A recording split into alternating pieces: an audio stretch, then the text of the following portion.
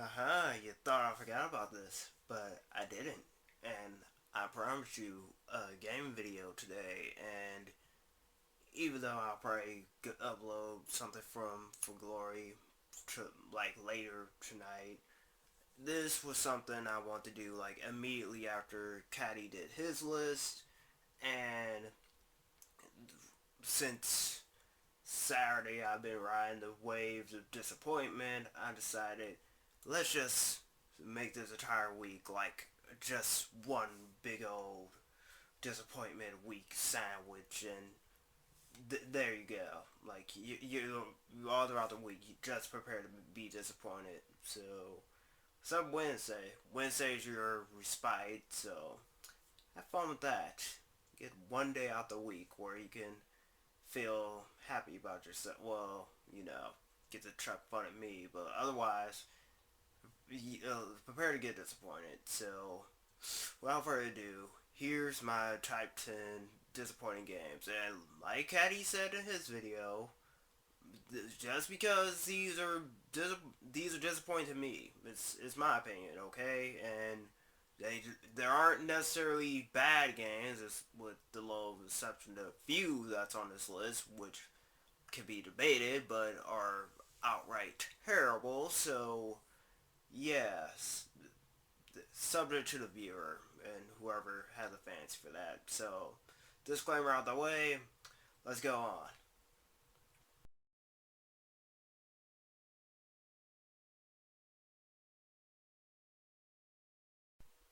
Number 10, Pigment 3.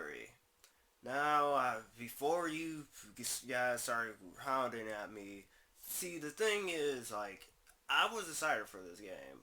Like, granted, I'm not a big Pigment fan, even though we owned the first two games, and was a big fan of the time later than one, and two was just, I don't know why I didn't beat two, but anyway, that's my history with Pikmin. We had it when we had it from first got the GameCube and then later got the sequel. And this like when they started re-releasing the first two games for like the Wii, it was like okay, Pikmin 3 is gonna be on Wii, and then only for that to get delayed, and it was like yeah we're porting it to Wii U, and then they announced Pikmin 3 for Wii U, and they showed it off, and I'm like okay, alright, and then the actual game was like, wow, this was short.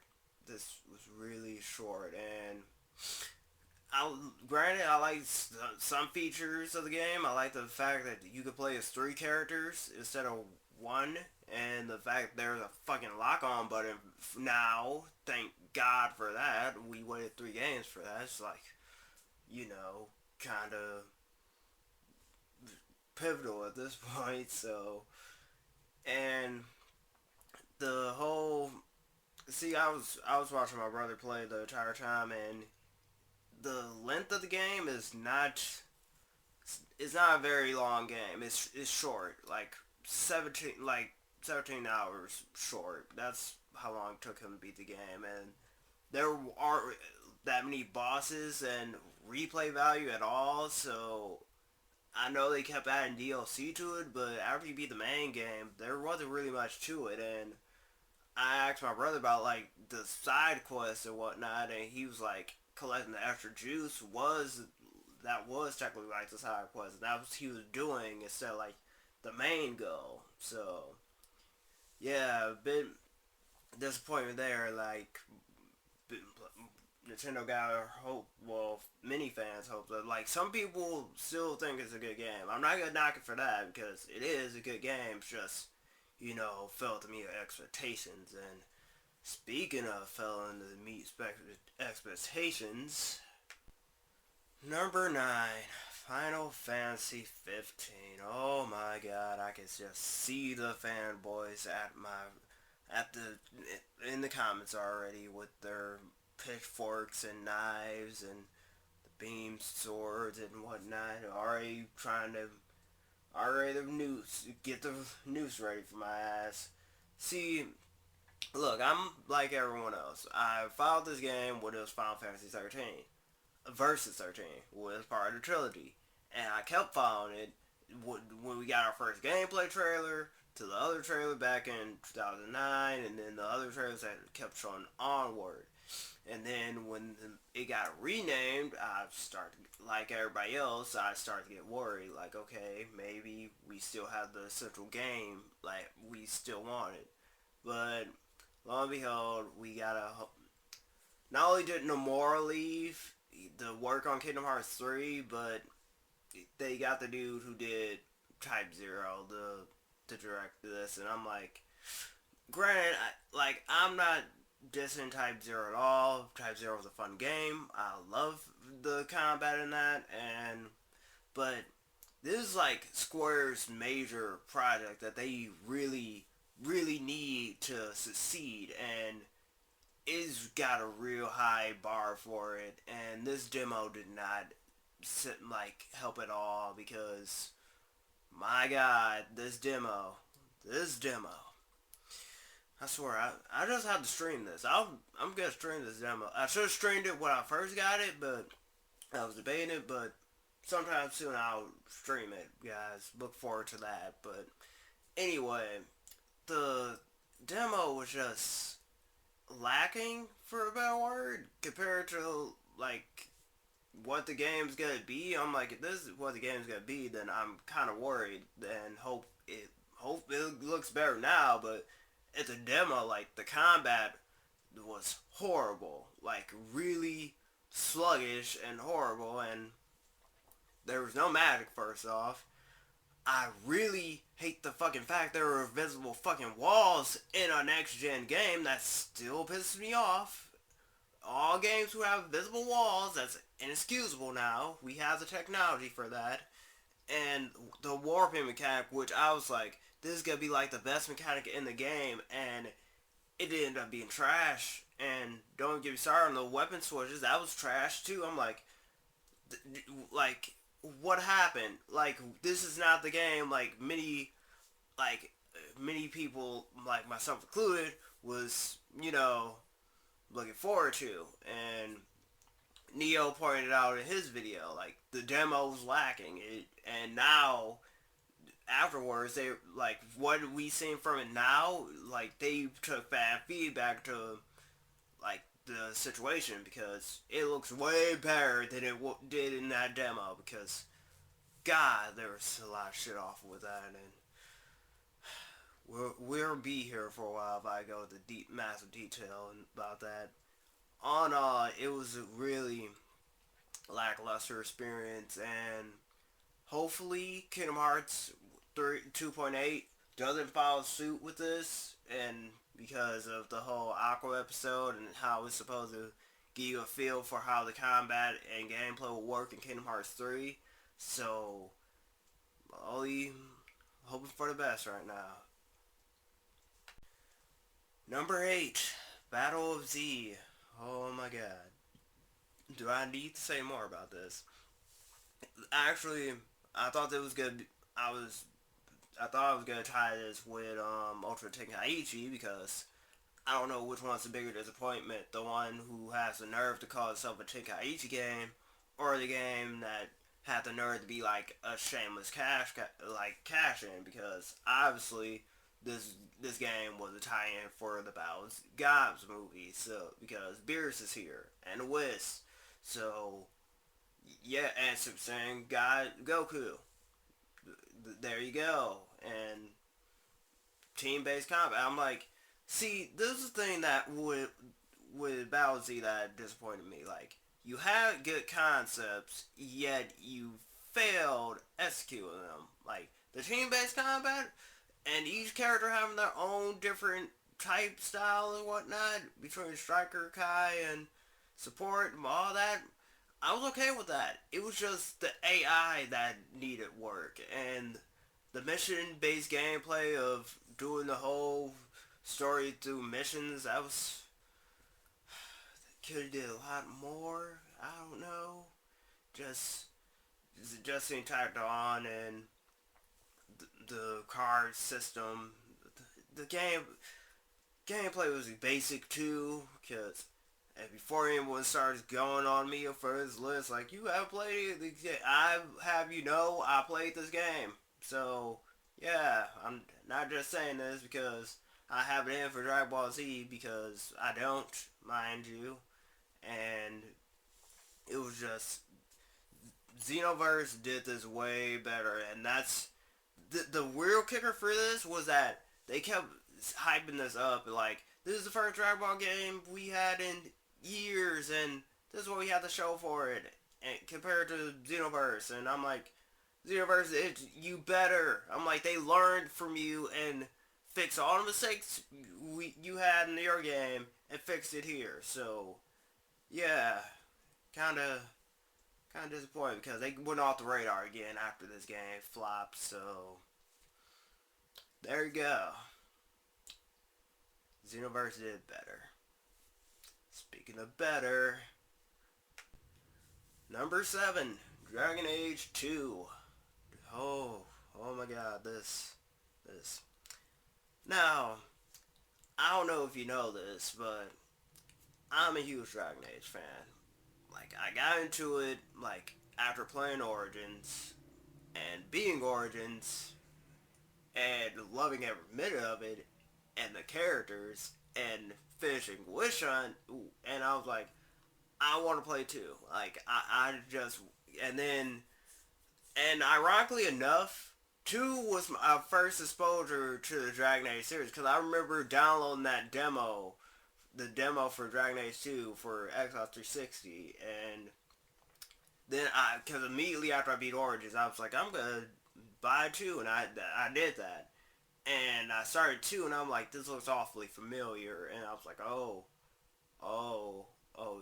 it's this game. I'm like, I remember this, and yeah, it showed, like, I was expecting, like, a story, like, how Origins had it, so, like, no matter where you started, like, your origin story would eventually come full circle, and it was, I was hoping for something like this in Dragon Age 2, like, but the closest thing Dragon Age 2 got to Origins was the whole, you never asked to be this chosen guy or the protector.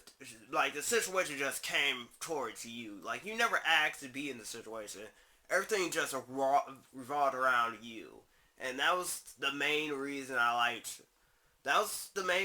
two so much, because, like, as much as everybody likes to give 2 flack for it, but that was, like, a endearing thing. Like, Hawk never asked to be part of this. Like, all these problems just came to him, and that's made him that's what made the game more endearing to me. That and a few select characters. I'm looking at you, Meryl. I fucking love Meryl. She was my girl, and oh, her Evelyn. And Varric too. But definitely Varric was Rise cracking ass. As much as he was just as bad as my character, because I had an asshole Hawk, and it's just, still thinking positives. Right, what disappointed me with this game, the level design was really, really lacking, and because you'd be surprised on how many times you freaking go from one stage to another, and they both look the same. I kid you not. You will run through the same map, God knows how many times, and it will just piss you off. And not to mention, like, I know there was a complaint I had in Origins, but it seemed to carry over in 2, where you get overwhelmed with it. I got overwhelmed with enemies so many times, it's not even funny, and it was just, like, nothing I could do. Like, they would literally be, like, the most poorly designed places ever. Like, and just, oh my god, and my god, the story was a disappointment. I don't care how much I just spent, like, gushing up Hawk and how he wasn't responsible for any of those situations, but the story, I didn't. This is how bad it was. I literally spent the entire game just doing side quests and only did the main quest when I was forced to. When I had no other side quests to take. That's how I spent Dragon Age 2. And another another disappointment. Like I say the ending, yeah, because of a fuck boy who he knows who he is, and oh my god, the oh my god, I'm I'm sorry. Oh. Next entry before I get pissed off. Next entry. Number 6, Lollipop Chainsaw. And I bet you're wondering, why is Lollipop Chainsaw on here? And what do you have to be disappointed about that? Like, okay, I'll tell you why I have to be disappointed with this. Because, one, personal feelings aside, because I was going through some personal things when I got the time to play this, but afterwards, like looking at it now, I'm like, I still feel the same about it. And the reason I'm disappointed in Live Hot Chainsaw is for the sole reason I played her brother. Her brother being No More Heroes 1 and 2. I played those two. I love those two games. Still two of the most underrated Wii games of all time, next to Muramasa, the Demon Blade, but that's besides the point. See, I was going to Lollipop Chainsaw thinking I was gonna get something like No More Heroes. I was gonna get something like how like a like a relatable character who's has his badass moments, at least some off the wall boss fights, and or at least like one fight like in two, like the Margaret fight in two, where like the main character just spends the entire time like singing and dissing the hell out of the main character, something like that, or where like or Alice were and Holly where their fights had significance in the long run of things, but no, I didn't get that. And Lollipop Chainsaw for me was less memorable. I can barely remember my playthrough of that game. Like, the only cool thing I could say Lollipop Chainsaw did right was the whole, oh, hey Mickey, whenever you go to your little Rainbow Bright mode, and it still doesn't beat, like, No More Heroes with Travis turned into a fucking tiger and whatnot, and the super moves in that, like, okay, alright, that's cool, but and that's what I spent my entire time doing, comparing Lollipop Chainsaw to No More Heroes, and I just felt the entire experience be lacking. I was like, okay, you have the bumbling main character. I was like, oh, she's a dumb blonde. That's Japanese, I guess. I'm like, wouldn't necessarily call her otaku because she wasn't. So, and she had a perverted sensei. Woo. And her boyfriend was headless. So yeah, it was at this point I was like, a lot of people pointed out like Suda 51 was really running out of like his stuff was getting on the whole.